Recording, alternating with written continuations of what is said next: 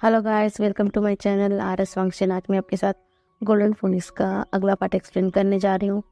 हाँ गाइस, मुझे पता है आपको स्टोरी पसंद नहीं आ रही है क्योंकि ये एकदम लॉन्ग जा रही है और अब मुझे ऐसा लग रहा है कि आपको एकदम शॉर्ट स्टोरी पसंद है और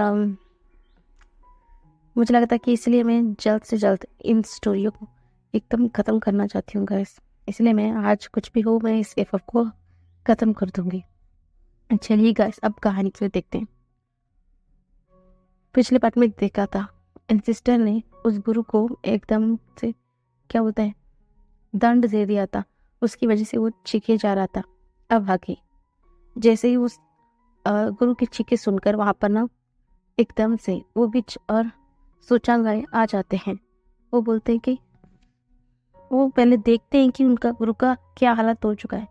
वो समझ जाते हैं कि गुरु का इसका ऐसा हालत किया है तो वो सच में एंसेस्टर ही हो सकते हैं। उनका गॉड ऐसा कभी नहीं कर सकते हैं। वो जानते हैं कि उनका गॉड उनके गुरु को कितना रेस्पेक्ट करते हैं। ऐसा सोचकर वो तुरंत सोचने बोलता है, हमें माफ कर दीजिए गुरु जी, और हम अभी यहाँ पर नहीं रह सकते। और वैसे भी मुझे ऐसा लगता है कि अब आपका ज़रूरत मुझे नहीं पड़ेगा। ऐसा बोलकर वो एक कनिंग से स्मेल करते हुए चला जाता है। और वो विच क्या करती है, जो उस गुरु के पास गले में कुछ क्या बोलते हैं कुछ माला जैसा कुछ पहना हुआ था, उसे छीन कर अपने हाथ में रख लेती है। अब मुझे लगता है कि अब जीने नहीं वाले हैं। इस तो मैं क्या सोच रही थी कि अब मैं यहाँ का गुरु बनूंगी। ऐसा बोलकर वो भी हंसते हुए चले जाती है।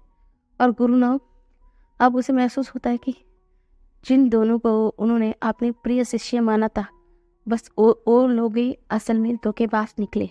ऐसे बोलकर वो उसकी आंखों से आंसू बह रहे थे। तभी ना वहाँ से वी मुंह आता है। वो तुरंत उसे उठा लेता है और बोलता है, गुरुजी आपको क्या हुआ? ऐसा बोलकर वो उन्हें देखता है। उसकी आंखों में आंसू बह रही होती है। वो सामने देखता है कि वहीं पर उनका गार्ड अभी अपने आप को खत्म कर चुका है। वो उसका जनरल था, तो वो कैसा हंस सकता है? इसलिए उसको आंखों से एकदम लगातार आंसू बह ही जा रही। तो वो क्या करता है, वो जनरल है ना उनका असलियत में, तो उसका तलवार उसी के पास थी, यानी कि वीमो के पास थी।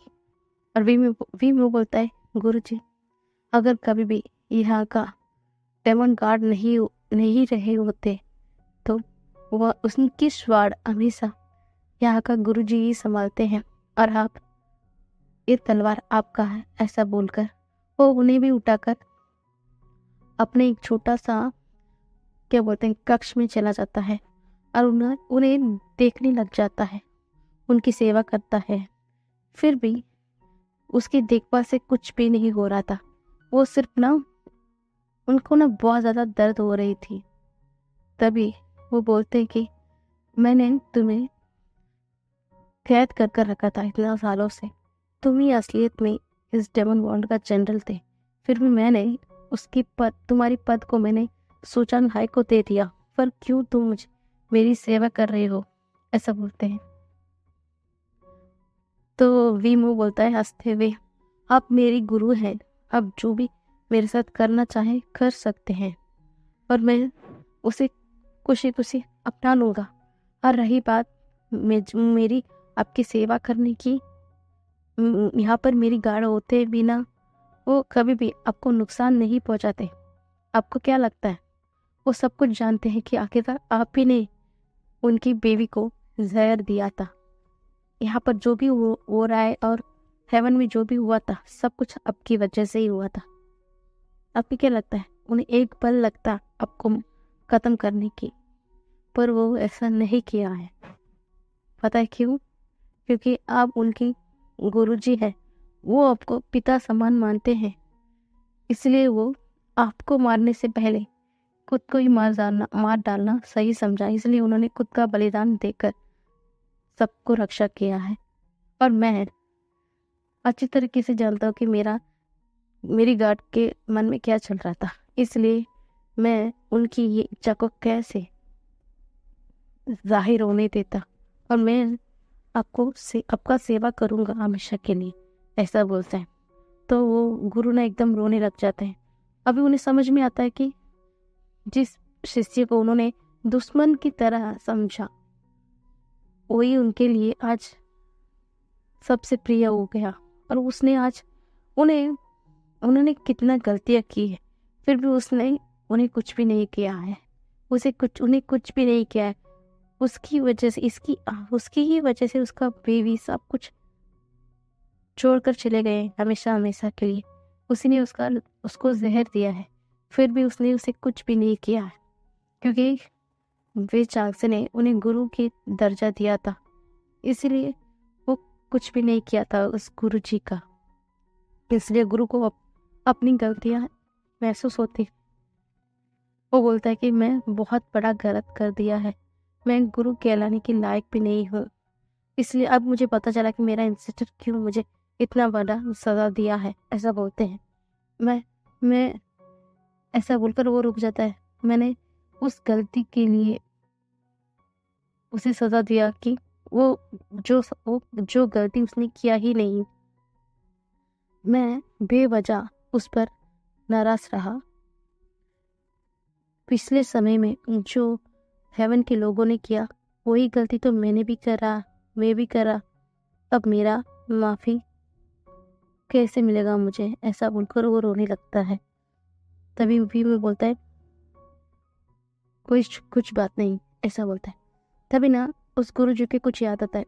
जैसे ही वो विच और सुचंगे जाने वाले थे ना, तब वो बोल के गए थे कि हाँ, हमें पता है कि हमारे डमनगढ़ का एक बच्चा है। मुझे नहीं लगता कि वो जिंदा है या नहीं। अगर हमें वो मिला ना, हम उसे अपनी कठपुतली बनाकर हम यहाँ पर राज करेंगे। ये बात उसके मन में याद आते ही ना, वो एकदम मुंह के हाथ को एकदम कसकर पकड़ लेता है। बोलता है कि चांगसे का बच्चा कहाँ है? वो खतरे में है, वो बहुत ज्यादा खतरे में है। वो विच और सुचंगे नहीं छोड़ेंगे उन बच्चे को, ऐसा बोलते हैं। वीमो सच में आज उस गुरु जी की आंखों में अपने डमनगढ़ के बच्चे के लिए प्यार देख सकता था। वो बोलता है कि ऐसा कुछ नहीं होगा गुरुजी, आपको चिंता करने की कोई जरूरत नहीं है। वो एकदम ठीक है और एकदम सही सलामत है और एक सही इंसान की हाथ में भी है। आपको चिंता करने की जरूरत नहीं है, ऐसा बोलते हैं। तो गुरु बोलते नहीं नहीं नहीं, मुझे एक बार तो उसे देखना होगा। मैं इस दुनिया से जाने से पहले एक बार तो उसे देख लूंगा। मुझे उसकी रक्षा के लिए कुछ तो करना होगा, ऐसा बड़बड़ाए जा रहे थे। वी मोनो बहुत शांत करने की कोशिश करता, फिर भी वो शांत ही नहीं हो रहे थे। तो एकदम वी मो गुस्से में बोलता है, उन्हें किसी की शक्ति की आवश्यकता नहीं है, ऐसा बोलते हैं। तो एकदम गुरु चुप होकर वी मो की तरफ ही देख रहे थे। तो वी मो बोलता है, हाँ सही सुना आपने, उन्हें शक्ति की जरूरत नहीं है। आप हमेशा से एकदम क्यूरियस होकर जानना चाहते हैं ना, क्यों हमारे डमनगढ़ सबसे अलग है? तो सुनिए, ऐसा बोलकर वो जो उस बच्चे का जो पिछले समय का सारे बात सब कुछ बता देता है। ये सब कुछ सुनने के बाद गुरु जी ना और ज्यादा दुख और गिल्ट में पहुंच जाते हैं, क्योंकि वो गुरु जी ना यानी कि पिछले समय का जो विंग है, उनका डेमन गार्ड है, वो उन्हें बहुत ज्यादा एडमायर करते हैं। वो उन्होंने उसे देखा तो नहीं है, फिर भी उनकी पावर्स, उनकी ताकत के बारे में सब कुछ जानते थे। और वो डेमन वर्ल्ड का सबसे मोस्ट पावरफुल राजा भी थे। इसलिए उन्हें ही इस गुरु ने अपना आइडल माना था। तो वो गुरु ने एकदम रोता है, मैंने ये क्या कर दिया? मैं जिसे पूछता था, उन्होंने ही आज हमारे डेमन वर्ल्ड में फिर से जन्म लिया और मैंने उनके ही माता पिता को उनसे छीन लिया। मैं कैसा बहुत बुरा इंसान हूँ, मैं बहुत बुरा इंसान हूँ, ऐसा बोलकर वो एकदम चीख कर रोने लगता है। अब मुझे समझ में आया आखिरकार उन्होंने क्यों उन्होंने क्यों वे चांद से और कांग्से सरन को उनके माता पिता के रूप में चुना है, क्योंकि वो भी उन्हीं की तरह एकदम नेक इंसान थे। शायद इसलिए उन्होंने चुना। पर मैं पागल, ये समझ ही नहीं पाया मैं कितना कितना बड़ा बुद्धू निकला। ऐसा बोलकर वो रोने लगते हैं। तभी ना प्रेम बोलता है, इसलिए आपको चिंता करने की जरूरत नहीं है। गार्ड ने उस बच्चे को, जो उनकी पावर, जो कुछ भी हमारे गार्ड के पास था, वो सब कुछ उन्होंने उस बच्चे को दे दिया। जो उसी का ही पावर था, सब कुछ दे दिया है। पर हाँ, इसलिए आपको उस बच्चे की चिंता करने की जरूरत नहीं है, ऐसा बोलते हैं। तो वो गुरु बोलते, नहीं नहीं, मुझे एक बार तो उसे देखना होगा, मुझे एक बार लेके चले जाओ। मुझे नहीं पता कि आप मेरे पास कितना समय बचा है, एक बार मुझे लेकर चले जाओ। ऐसा बोलकर वो गिड़गिड़ाते हैं। तभी वो बोलता है कि वीमो बोलता है कि ठीक है, चलिए, हमें कल्टीवेशन वर्ल्ड पर जाना होगा, ऐसा बोलते हैं। तो वापस से गुरु एकदम शॉक्ड हो जाते हैं, कल्टीवेशन वर्ल्ड क्यों जाना है? उसकी मदर एक नॉर्मल ह्यूमन बीइंग थी ना। तो वीमो बोलता है, नहीं, उसकी मदर कांग्से सरन थी। कांग्से सरन के नाम सुनते ही वो एकदम स्टन्ड हो जाता है। और हाँ, उसकी ग्रैंडमा बाओशन सरन है। जैसे ही वो बाओशन सरन के नाम सुनते हैं ना, उन्हें समझने में देर नहीं लगता है कि आखिरकार सब कुछ चल क्या रहा था, क्योंकि उन्हें भी भविष्यवाणी के बारे में सब कुछ पता था। और भले ही वो कांग्से सरन को नहीं जानते हैं, पर बाओशन सरन के बारे में अच्छे से जानते हैं। तो वो समझ जाते हैं। तो वो तुरंत बोलते, इसका मतलब हमारे पास जो हमारी महारानी थी, वो बाओशन सरन की बेटी है, और उसके पास तो हमारी डेमन्स वर्ल्ड की आधी पावर्स थी, है ना? ऐसा बोलते हैं। तो वी में बोलते हैं, हाँ, जैसा कि आपने सही सुना, उन्हीं के पास हमारी डेमन वर्ल्ड की आधी पावर्स थी। और अब जैसा भविष्यवाणी हुआ था, वो आधी पावर खुद ब खुद हमारा जो अगला गॉड है उनके पास भी जा चुका है। और अब इस समय में वही पहले की तरह वही सबसे ज्यादा पावरफुल डेमन गॉड है, ऐसा बोलते हैं। तो ना वो गुरु एकदम हंसने लगता है, बोलता है, और मैं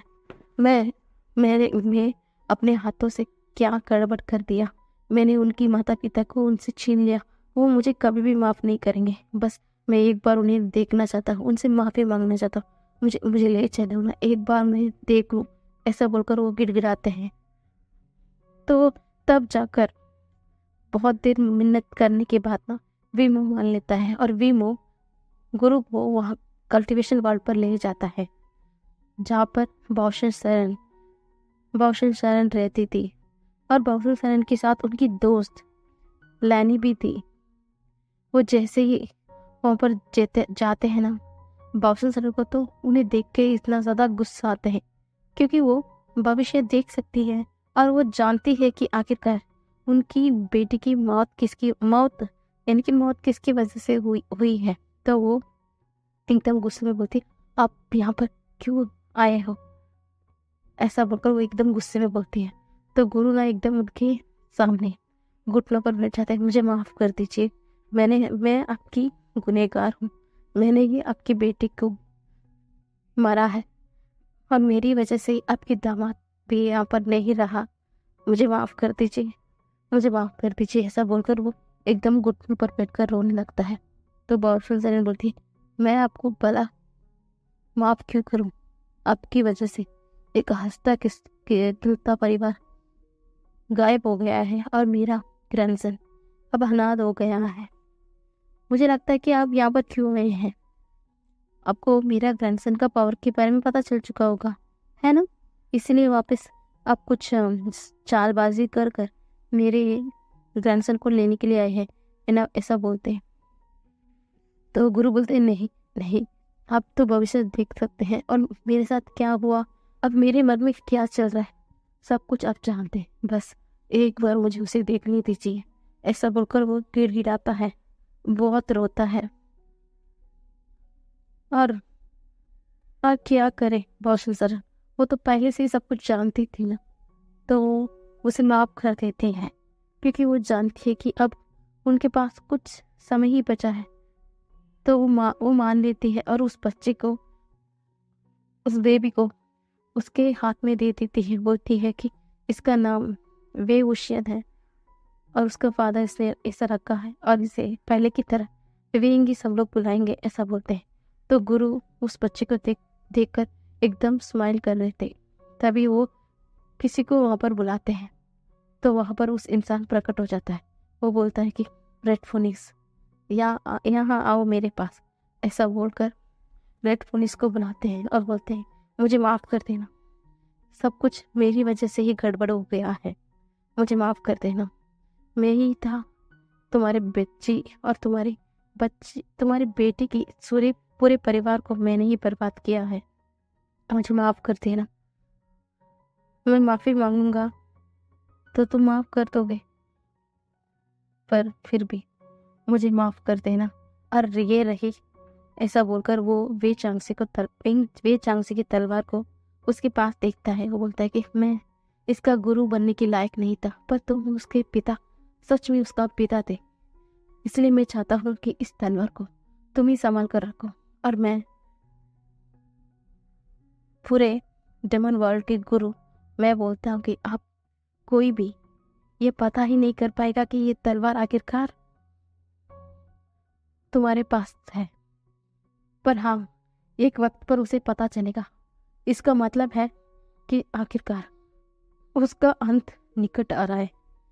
अगर तुम नहीं चाहोगे ना, तो ये बात किसी को पता ही नहीं चलेगा कि ये तलवार तुम्हारा पास है, ऐसा बोलते हैं। और बोलते हैं कि तभी सही मौका आएगा ना, तो वो खुद ब खुद इसके हाथ में चले जाएगा, बस वक्त का इंतजार करना, ऐसे बोलकर वो उस तलवार को रेड फोनिक्स के हाथ में देते हैं और उस बच्चे को देखकर कुछ आशीर्वाद देते हैं और ऐसे ही अपने आखिरी सांस लेते हैं और वहीं पर अपने दम तोड़ देते हैं।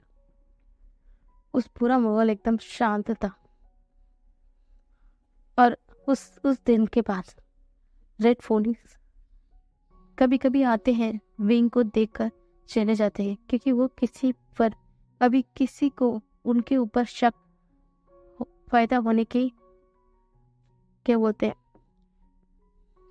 ज़रूरत भी नहीं देना चाहता, वजह नहीं देना चाहता, क्योंकि अब बहुत टेंशन का माहौल था, क्योंकि वहाँ पर अब डेमन गॉड नहीं है।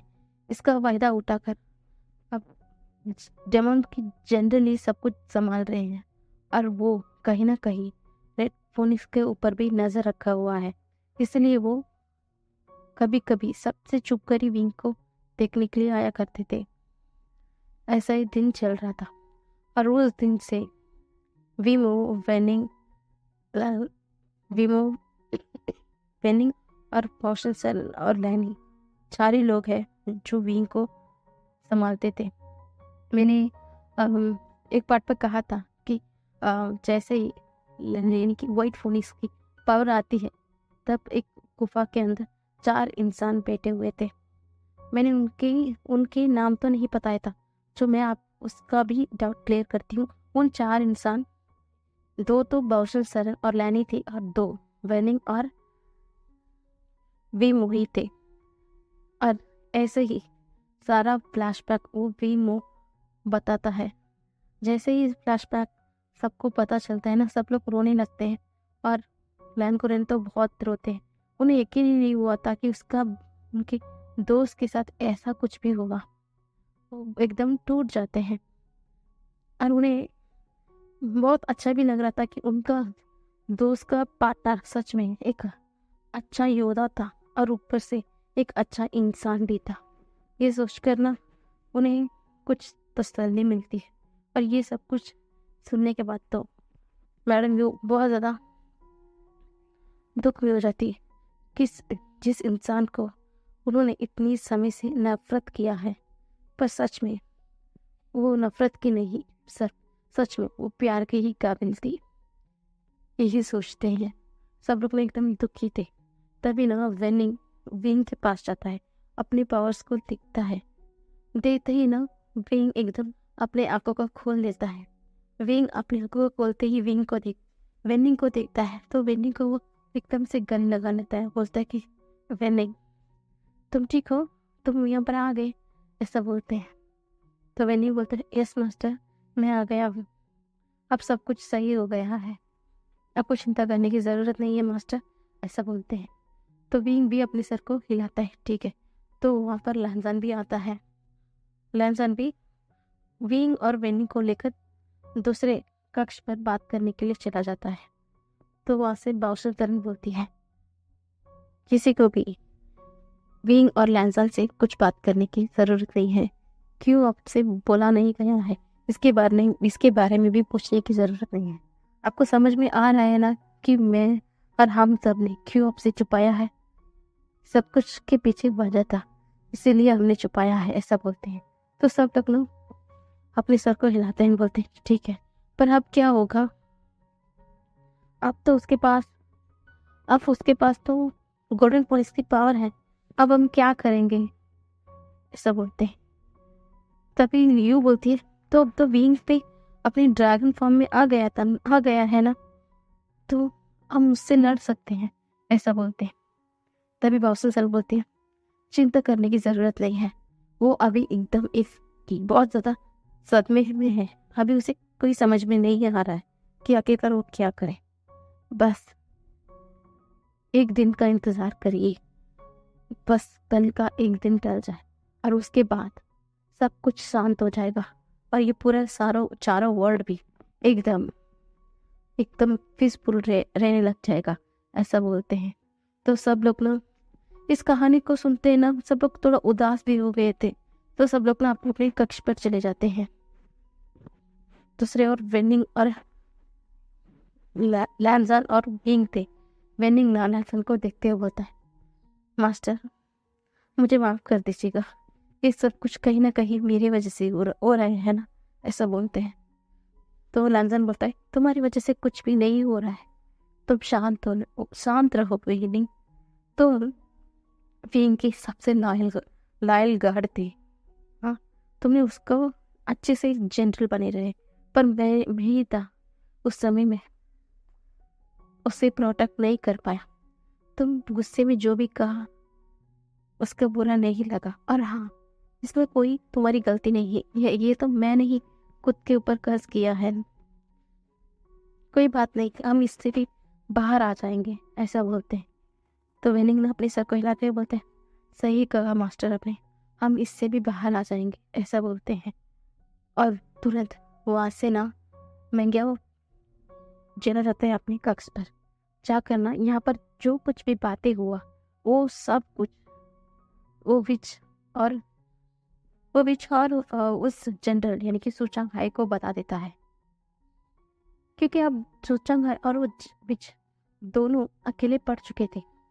जैसे ही सारे डेमॉन्स वर्ल्ड के लोग और यहाँ डेमॉन्स सब लोग ने विंग को देखते ही वो पहचान गए कि आखिरकार सामने उनका गार्ड खड़ा है, उनकी डेमॉन्स वर्ल्ड थी, और उन्हें पता भी चल चुका है कि ये सूचंग हाई कोई उनका पिछला गार्ड का जनरल भी नहीं था, वो तो सब कुछ धोखेबाजी कर यहाँ तक आया है, और कहीं ना कहीं उनके पिछले गार्ड उन्हें छोड़कर चले गए थे, उन सबके पीछे भी उनके गुरु और ये विच इन सबके हाथ है, और उनका जनरल भी वी मो है ना कि सूचंग हाई। तो सब लोग एकदम गुस्से में आ गए, और इसलिए सूचंग हाई और विच वो दोनों कुछ यानी कि कल्टीवेशन वर्ल्ड में कुछ रहस्यमय जगह पर जाकर ना छुप जाते हैं, क्योंकि ना कि वो अब डेमन वर्ल्ड पर जा सकते हैं, ना कि हेवन में उन्होंने पिछले बार गया था, ये भी सिर्फ रेड फोनिक्स की ही मर्जी थी, वो चाहते थे कि ये दोनों जाएं वहां पर जाकर तहस नहस करें, इसलिए उनकी मर्जी थी, इसलिए वो जा पाए थे। अब तो वो बिल्कुल नहीं जा पाएंगे, क्योंकि अब पूरी तरीके से रेड फोनिक्स ने वहां पर इन दोनों की ना घुसने की बंदोबस्त कर दिया था, इसलिए अब वो हेवन में ना जा सकते हैं, ना कि डेमन वर्ल्ड पर, और ऊपर से ह्यूमन वर्ल्ड पर जाने के लिए तो नेक इरादे होने चाहिए, और इनके पास कोई नेक इरादे भी नहीं है। इसलिए वो कुछ रहस्यमय जगह में ना कल्टीवेशन वर्ल्ड में छुप जाते हैं। वहीं पर जिंग मिंगियो भी जाता है और वो उनसे बोलता है कि उनसे सारी बात बताता है। ये सब कुछ सुनने के बाद ना वो दोनों एकदम आग बबूला हो जाते हैं। इसका मतलब उनके जो गार्ड थे उन्होंने उन्होंने इस गार्ड की यानी कि इनकी शक्ति ही अपने अंदर कैरियर करके रखी हुआ था। इसलिए वो हमेशा इनकी तरफ यानी कि वीर चांगसी की तरफ अट्रैक्शन फील करते थे, क्योंकि उनके पास जो बोलते हैं ना, जो प्राचीन समय का जो डेमन गार्ड थे, उनकी पावर्स, उनकी अच्छे गुण की वजह से ही उस गार्ड ने इनकी मदद से इस दुनिया में आना सही समझा। यही सोचे जा रहे थे। अब इन दोनों को यानी कि इस गार्ड को पता चल जाएगा कि इन दोनों की वजह से यानी विच और सुचंगा की वजह से उनकी पेरेंट्स की डेथ हो गई। पूरी तरीके से ये वजह नहीं है, फिर भी कहीं ना कहीं उनमें ये दोनों शामिल थे। ये पता चलेगा तो क्या होगा, यही सोचे जा रहे थे और घबराए जा रहे थे। उन्हें कुछ सोच नहीं रहा था। तभी एकदम से मिंगिया बोलता है, तुम दोनों क्या पागल हो गए हो? मुझे नहीं पता अब तुम क्या करोगे। कुछ करो ताकि मुझे मेरा सुचन मिल सके। तो विच बोलती, तुम पागल हो गए हो क्या? तुम पूरी तरीके से पागल ही हो गया लगता है। तुम देखा नहीं, हमारे गार्ड वापस आ चुके हैं। वो भी इतने पावरफुल हो चुके हैं। अभी उनके पास पूरे डेमॉन्स की पावर्स हैं। तुम्हें अंदाजा भी है उन पावर्स का? वो हमें एक चुटकी में मार सकते हैं, और तुम वो की पागलों की तरह बातें कर रहे हो, ऐसा बोलती है। तो ना महंगिया हंसता है। सच में तुम, जैसे मैंने उन लोगों से सुना था, तुम उन गुरु की वजह से आज तक यहाँ पर सर्वाइव कर पाए हो। अगर वो नहीं होते ना, मुझे नहीं लगता तुम यहाँ पर अपनी सफर तय भी कर पाओगे। मुझे ही लगता है अब तुम्हें कुछ करना होगा।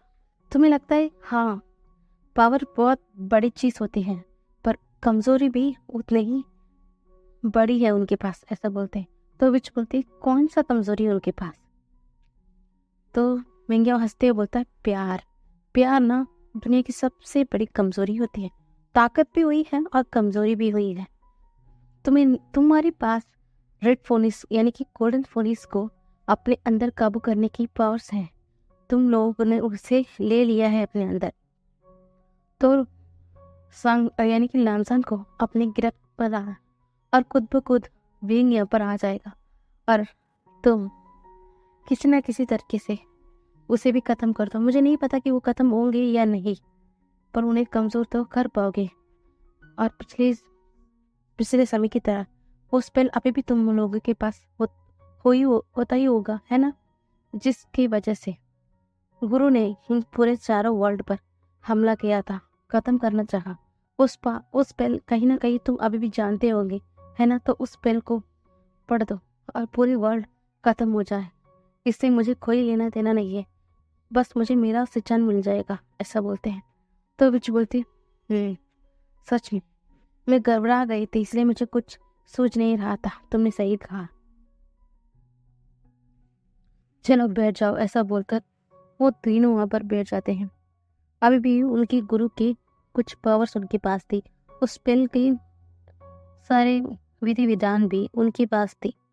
तो वो कुछ अपने स्पेल पढ़ने लग जाते हैं, और दूसरी ओर लैंजान, उसे लगता है कि कोई उसे खींच रहा है एकदम बुरी तरीके से। उसे सांस लेने में भी एकदम तकलीफ हो रही थी, और ये जानता है कि क्यों हो रहा है। तो वो विंग को बिना बताए वहाँ से चला जाता है।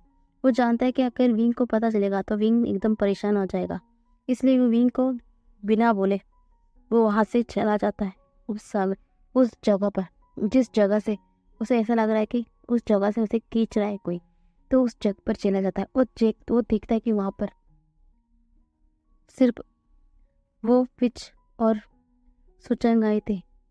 विंग वहाँ से छुप जाता है। वो कभी भी अपने आप को सबके सामने रिवील नहीं करना चाहता, इसलिए वो वहाँ से तुरंत प्लान कबीला के लिए निकल जाता है। और वो सुचांग है तो वो एकदम हील्स प्ले कर रहे थे। वो बोलते कि क्या हुआ, अगर हमारे पास इतना ज़्यादा पावर नहीं है पर हमारे पास आपकी पावर है गोल्डन फोनिस, और हम आपकी मदद पावर से आपके मेट को भी हम यहाँ पर बुलाएंगे, उन्हें भी हम कमज़ोर करेंगे। ऐसा बोलकर वो हंसते हैं। तो सॉन्ग लांसन बोलते हैं, अच्छा तुम्हें ऐसा लगता है कि तुम विंग को हरा सकते हो? तो वो सुचांग बोलते हैं, हमें नहीं पता कि हम उन्हें हरा पाएंगे कि नहीं, पर आपकी वजह से हम उन्हें कमज़ोर तो कर पाएंगे ना। ऐसा बोलकर वो कुछ स्पेल जो वो गुरु की एकदम पावरफुल मंत्र थे, क्योंकि वो कई समय से वहाँ का गुरु थे, उनके पास बहुत प्राचीन पावर्स भी थे। तो उस पावर्स के जरिए उन्होंने लैंजन को बंदी बना लिया था, क्योंकि लैंजन खुद पर कष्ट भी किया था, इसलिए वो कुछ भी नहीं कर पा रहा था, वो एकदम बंदा रह रहा था। और वो विच लैंजन के हाथ पर एक कट लगाकर उसके खून को एकदम अपने हाथ पर लगा लेती है और अपने हाथ को भी काट कर दोनों खून को मिलाकर एक स्पेल जैसा लिखती है। और तुरंत वहां पर विंग का हाथ खुल जाता है। वो सोचता है कि अगर अब तुम दोनों अपने हद पार गए, हाँ अपने हद पार कर चुके हो, अभी तुम दोनों को मरना होगा। ऐसा वो तुरंत वहां से उठकर अपने ड्रैगन फॉर्म में चला जाता है मिसिंग मोर। और लैन कपले में बाउसल सर और लानी दोनों अभी भी जगे हुए थे। वो दोनों ने बोल रहे थे कि अभी सब कुछ खत्म होने वाला है, तुम्हें लगता है कि अब कुछ भी गड़बड़ नहीं होगा? तो कौशलतन बोलती है, गड़बड़ होगा, जितना होना था हो चुका था। और अभी तुम्हें पता भी नहीं है क्या उस गुरु ने आखिर में क्या बोल कर गए? इसलिए अब इस बार हमारा ही जीत होगी, ना कि बुराई की। ऐसा बोलकर वो सांत्वना देती है। तो लैनी भी एकदम शांत हो जाती है। और जैसे ही उस गुफा के अंदर एंट्री करता है ना, वो विच और सोचा गए दोनों घबरा जाते हैं। फिर भी वो अपने बेस पर वो घबराहट नहीं दिखाते हैं। वो एकदम स्टंट बोलते हैं कि आइए हमारी प्यारे डेमन गार्ड, देखिए ना आपके मेट को, देखिए कैसा चेयर पर बंधा हुआ है, देखकर अच्छा लग रहा है ना आपके मेट को इस तरह बंधा हुआ देखकर। ऐसा मुस्कुराते हुए बोल रहे थे। तभी विंग बोलता है कि तुम लोगों ने सारे हद पार कर दिया, अब अभी तुम्हारा अंत होगा, ना कि मेरा मेट का। ऐसा बोलकर वो एकदम गुस्से में देखता है इन दोनों के। तो विंग अपने पावर से उन दोनों पर हमला करने ही वाला होता है, तभी विच स्पेल लैंसर के ऊपर डालती है। उसकी वजह से ना लैंसर एकदम तड़पने लग जाता है। जैसे ही विंग सुनता है कि विंग लैंसर एकदम तड़प रहा है, वो एकदम रुक जाता है अपनी जगह पर। तभी विच ना हंसते हुए, क्या हुआ, कैसा लग रहा है आपके मेट को ऐसा हमारे सामने तड़पते हुए देखना?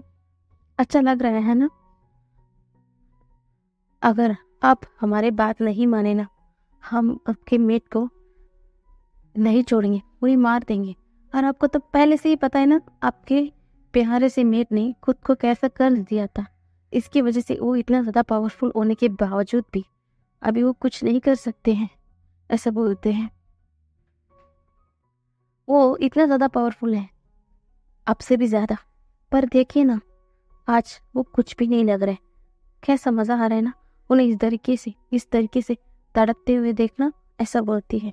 तो बीइंग ना एकदम गुस्से में बोलता है, तुम ऐसा नहीं मानोगे ना। ऐसा बोलकर वो अपनी पावर से एकदम आग का गोला ना उस विच के तरफ फेंकता है और विच एकदम दूर जाकर गिरती है और उसके मुंह से एकदम खून की उल्टी ही बह रही थी। वो एकदम कांपते हुए बोलती है, अब मुझे कुछ नहीं कर सकते। अगर आप मुझे कुछ किया, मैं आपकी मेट को मार डालूंगी। ऐसा बोलकर वो वापस से कुछ अपने हाथ को इशारा करती है और वहाँ पर ना एकदम बेहोश हो जाता है और विंग को कुछ समझ नहीं आ रहा था कि अब वो क्या करे। अपनी लैंजन को यहाँ पर ऐसा पड़े हुए नहीं देखना चाहती थी। और दूसरी ओर लैन क्लैन में कुरन जैसे ही विंग और लैंजन के कमरे में जाता है कि वो देखते हैं कि वहाँ पर कोई भी नहीं है, वो एकदम घबरा जाता है। वो तुरंत सबको बुलाता है। तो वो वहाँ पर ना रेड फोनिक्स भी आ जाते हैं और बोलते हैं कि चलिए हमें वहाँ पर जाना होगा, अभी उन्हें हमारी ज़रूरत है, ऐसा बोलते हैं। तो बॉसन सरन भी बोलती है ठीक है चलिए अभी हमें चलना होगा, ऐसा बोलकर वो भी तुरंत चला जाते हैं। बस सब लोग को कुछ समझ ही नहीं आ रहा था। तभी जाते हुए बॉसन सरन बोलती है कि वो विच और सुचांग गए हैं नहीं, लैंजान को अपने कब्जे में कर लिया है और विंग भी वहीं पर है, ऐसा बोलते हैं। तो सब लोग एकदम डर जाते हैं। वो बोलते हैं कि अभी हमें वहाँ पर निकलना होगा, नहीं तो उन्हें रोकना होगा। अगर विंग भी बहुत ज़्यादा गुस्से में आ गया तो वो बेकाबू हो जाएगा और ये पूरा कल्टीवेशन वर्ल्ड बर्बाद हो जाएगा। तो हमें जल्द से जल्द जाना होगा, ऐसे बोलकर वो वहाँ से तुरंत चले गए। तभी वो बिच्छू बोलती है आपको पता है, हाँ भले ही हम अकेले उन्हें मार नहीं सकते, पर एक बात है शायद आपको नहीं पता, कोई और गॉड यानी कि उनकी ब्लड रिलेटिव उन्हें मार सकता है। आप देखना चाहेंगे कौन आखिरकार आपकी मेट को मारेगा, ऐसा बोलकर वो कुछ स्पेल ना ऐसे ऐसे करके भेजती है कहीं और तुरंत दूसरी ओर रेड फोनिक्स एकदम अपने आप ना ऐसा महसूस करते हैं कि कोई उन्हें कंट्रोल कर रहा है। वो खुद ब खुद वहां से गायब होकर तुरंत वो विच और विंग के बीच में रखकर खड़ा हो जाते हैं। तो विच बोलती है हंसती, देखा जैसे हमने इन्हें पिछले बार भी काबू किया था। हाँ मेरे पास इतना पावर नहीं है, पर मेरे गुरु जी थे ना, मैं उनसे कुछ ट्रिक्स सुना लिया था और मैंने इसका एक दूसरा पेल भी उसी समय अपने जो गुरु थे उनसे लेकर रखा था। मुझे लगा कि ये कहीं ना कहीं ये कभी ना कभी तो ये काम आएगा। मुझे क्या पता था हाथ के दिन ही वो काम आएगा। जो भी हो खैर अच्छा ही हुआ। अब ये जैसे उन्होंने खुद की हाथों से अपनी बेटी की जान लिया, वैसे ही अब ये अपनी ही ग्रैंडसन का भी मारेंगे, ऐसा बोलकर वो हंसती है। तो वीन बोलता ऐसा मत करो, तुम बहुत पछताने वाले हो, ऐसा बोलती है।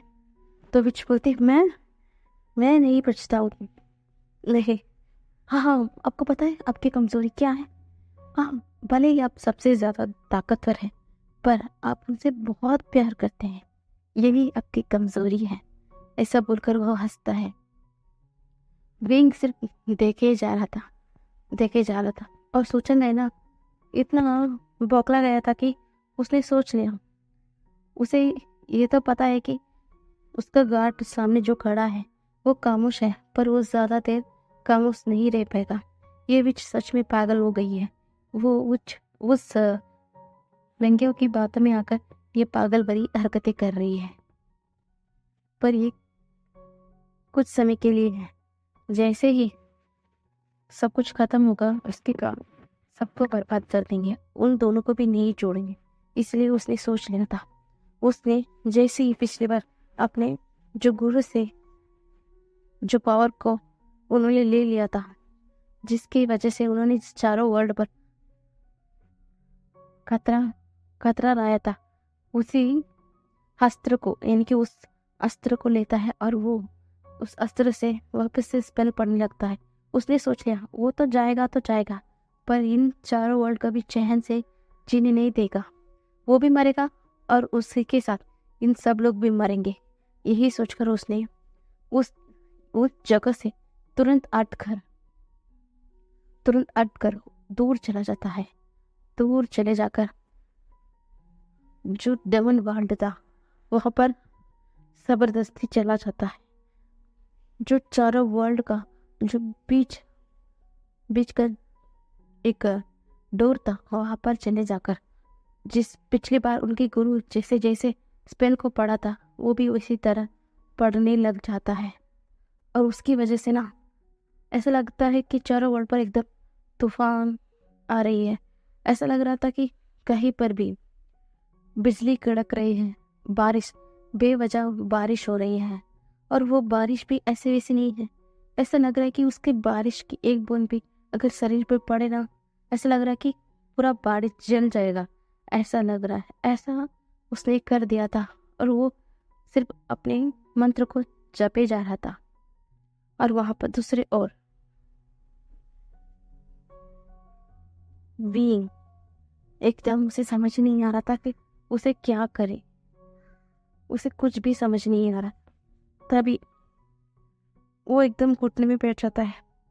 वो अपनी एक सिस्टर के को जोड़ते हुए बोलता है कि गॉड, आपने मुझे इतना ज़्यादा पावरफुल तो बनाया है, पर मेरा मेट अपनी आंखों के सामने मर रहा है, पर मैं कुछ नहीं कर सकता।